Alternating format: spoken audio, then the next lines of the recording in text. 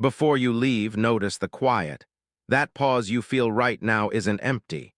It's the same silence that waits at the edge of the trail. The same stillness that settles just before fog moves. Stories like this don't chase you.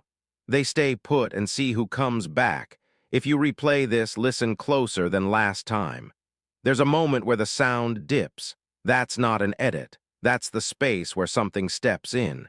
You won't hear it clearly. You're not supposed to. Some people say nothing changes after the first listen. Others say the second feels different. Slower. Heavier, like the story already knows them. If you're about to click away, that's fine. Most people do. But if you're thinking about pressing replay, that's how it starts. The path doesn't open with a warning. It opens with curiosity, and curiosity always finds its way back. Most people think the story ends when the screen goes dark. That's another mistake. There was one detail you never noticed. A sound buried under the voice. A pause that lasted just a little too long. If you replay the quiet parts, you can hear it. A second rhythm slightly out of sync, like footsteps keeping time with the narration. That's because the forest doesn't only exist there, it learns. Every retelling opens something small. Not a door, more like a crack, enough for a feeling to slip through. Enough for someone listening to feel watched for a second longer than comfortable. People who replay this story say the same thing. On the second listen, it feels closer. On the third, familiar. By the fourth, they stop counting. If you feel the urge to go back and listen again, that's normal. That's how the path stays open. The forest doesn't pull you in, it lets you come back on your own.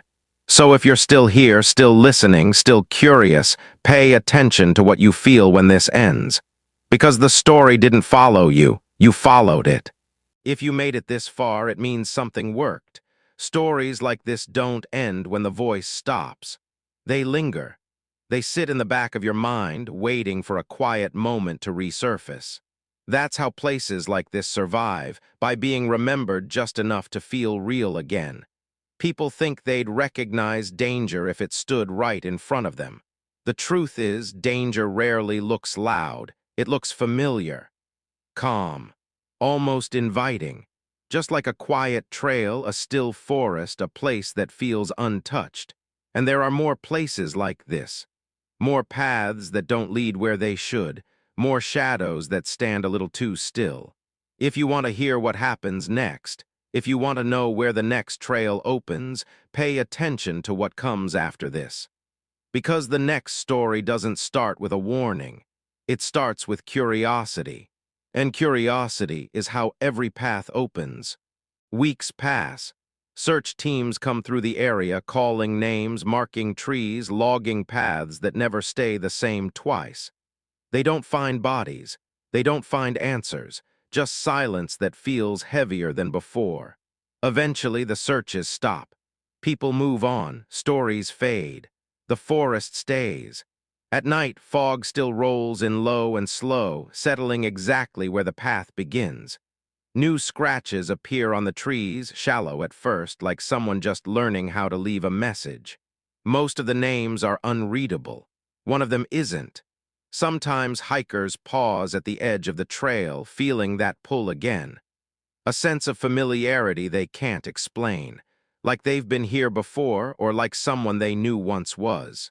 That's when you feel it, a quiet urge to stand still, to listen, to wait. Because the forest doesn't rush endings. It doesn't need to. Every story circles back eventually, carried by curiosity and silence. And somewhere between the trees, something shifts just enough to be noticed. Not to scare you, just to let you know the path is open again. The forest looks normal again from the outside. Fog thins, sounds return. Birds start moving like nothing ever happened. That's how it keeps its secret. Hikers pass by this place all the time. They take pictures of the trees, the mist, the quiet path leading in. Some of them even stop, feeling that strange pull in their chest, the sense that something is watching. They never see you. You stand perfectly still now, just another shape between the trunks. The forest doesn't need you to scare anyone. Your presence is enough. A pause, a feeling, a moment of doubt that lingers longer than it should. Sometimes someone looks straight at you and feels uneasy. They don't know why, they just know they shouldn't stay. Most of them leave, some don't. And when they step off the path, even just a little, the fog starts to move again. Quiet, patient, ready. So if you ever find yourself in a forest that feels too calm, too aware, pay attention.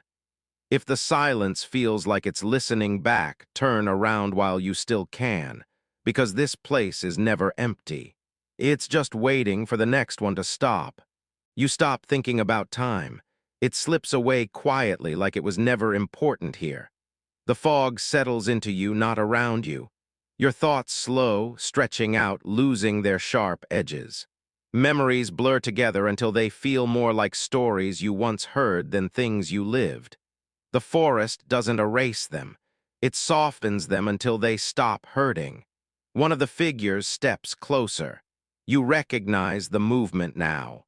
It's familiar, comfortable. It stands beside you, not threatening, not demanding, just present. When it turns its head, you finally understand why you never saw their faces clearly. They're mirrors. Not exact reflections, but versions of who they were when they stopped resisting. Calm, quiet, empty in a way that feels complete. Your shadow detaches slightly, stretching forward, aligning with theirs like it's finding its place. The ground steadies beneath your feet. No more sinking, no more pulling. The forest hum deepens, approving. You realize you haven't blinked in a while. You don't need to. People think becoming part of this place is sudden. It isn't. It's the moment you stop waiting for something to happen and accept that it already has. You take your position between the trees. The fog reshapes around you, and the forest finally lets you rest. Something changes when you stop fighting. Your breathing slows, not because you're calm, but because the forest allows it. The pressure eases just a little, like a hand loosening its grip to see what you'll do next. The figures don't move closer. They don't need to. The whispers soften, turning almost gentle.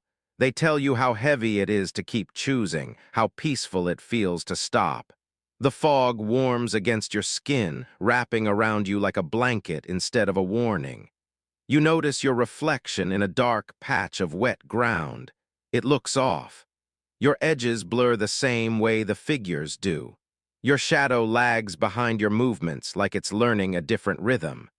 The forest hums low and steady, a sound you feel in your bones. The ground no longer shifts under your feet. It supports you, holds you. You realize this place never wanted you scared. Fear was just the door. People think the forest takes you all at once. That's wrong. It replaces you slowly, thought by thought, step by step, until the idea of leaving feels distant, unnecessary. The figures around you straighten, as if recognizing something familiar. And for the first time, you understand why none of them ran. They stayed because staying felt easier. Panic finally hits. Your instincts scream to run, and for the first time since you stepped in, your legs respond. You turn and sprint into the fog, pushing past branches that claw at your clothes. The forest feels endless, looping like it's folding in on itself to erase distance. You hear footsteps behind you, not chasing, matching your pace. The ground dips and rises without warning. Roots reach up like hands, snagging your ankles just long enough to slow you down. Every time you think you've broken free, the trees rearrange again, closing gaps, blocking paths you swear were open seconds ago. Your breathing gets louder, too loud. The sound echoes back at you from all directions, distorted, delayed, like the forest is practicing your panic. The whispers return, calm and steady, telling you there's no need to rush. No one ever leaves in a hurry. You burst into a clearing and freeze. It's the same place you started, same trees, same fog, same waiting figures standing exactly where they were before. One of them tilts its head almost sympathetically. The forest didn't stop you from running. It just made sure you understood. There is no out here, only deeper. The fog thins just enough for you to see deeper in. That's when the forest shows you the truth. The figures aren't shadows, they're people, or what's left of them. You recognize pieces first. A jacket torn at the sleeve, a shoe half buried in mud, a face you almost remember.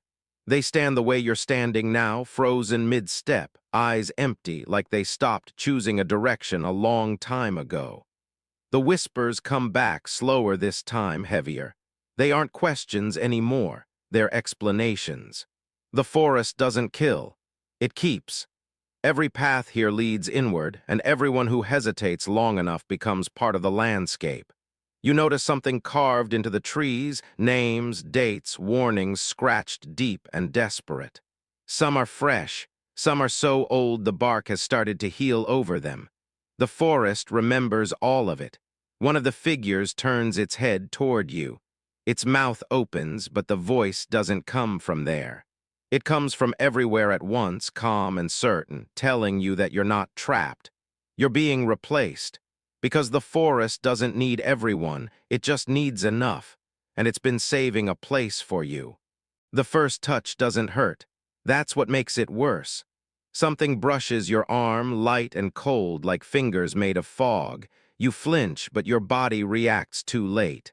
The air around you thickens, pressing in from all sides, turning every movement slow and heavy. It feels like the forest is holding its breath with you.